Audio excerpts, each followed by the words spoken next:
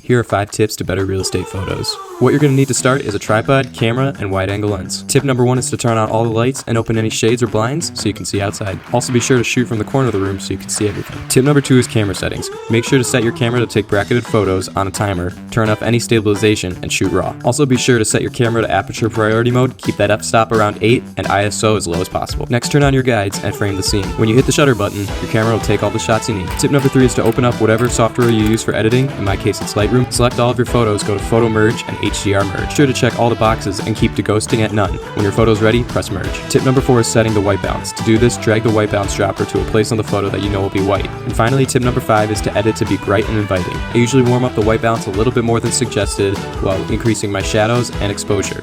I also like to play with curves to give it a little contrast and then play around with the colors. Also be sure to vertically align the photo so it doesn't look distorted or crooked. Those are my 5 tips for better real estate photography. Be sure to check out my page for